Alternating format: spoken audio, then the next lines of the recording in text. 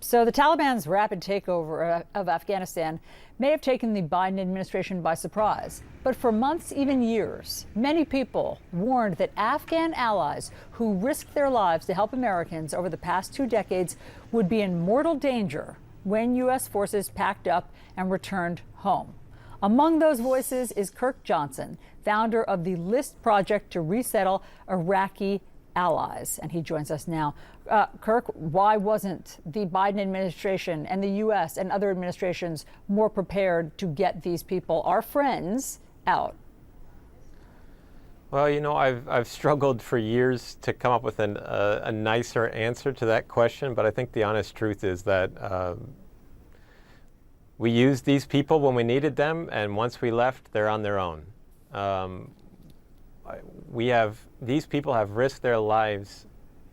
They've lost limbs, they've lost family members, they've had their kids abducted. They are directly in the crosshairs, and yet the minute that they've asked us for our help, what they're given is a piece of paper, and they're told to wait for years, and maybe we'll give them a visa at some point.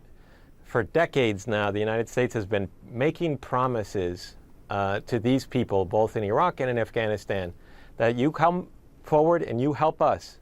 You risk your lives to help these 18-year-old Marines from Ohio who don't speak Dari or Pashto, and we got your back. And guess what? We don't.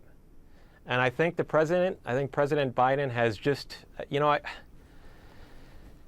on the way over here, I had all these thoughts about what I wanted to say, and I'm almost speechless at this moment because I think the president has just made this calculation that the American public doesn't care about this war, doesn't care about the Afghans who are being killed in our name, and that once CNN pulls its news crews out and we all stop paying attention to this and the real bloodletting starts happening, that he won't suffer any political consequences. But this is one of these issues that it should not be left to the public opinion polls. This is just a fundamental question of, do we help those who helped us? Do we deliver on the promise we made to them? So you said at the top of the hour that the Pentagon has made a new promise now that they're going to let out 1,000, they're going to airlift 1,000 out a day. They've been making these promises for years. A month ago, Biden made a promise that we were going to bring tens of thousands out. So here's my advice for the president if he's doing any last-second adjustments to his address. Stop making promises that you're not going to keep.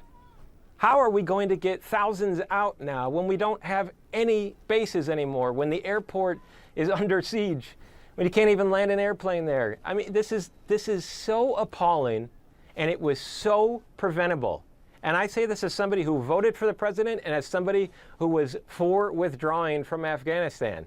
But we didn't have to do it this way. So we need to get beyond these idiotic binary choices that our only options were to stay for another decade or this, where we've got Afghans desperately clinging to our C-17s trying to get out, as if that was the only choice that Biden had. It's appalling. And his advisors knew this was going to happen. The intelligence community knew this was going to happen. We've all known that this was going to happen, that the first people the Taliban would go after were the Afghans who risked their lives to help us. And what did we do with all of that intelligence, with all of that certainty, with all of the visa programs that bipartisan members of Congress have delivered over 2 decades to give visas to these people? What did we do? We just waved and we boarded our planes and we left.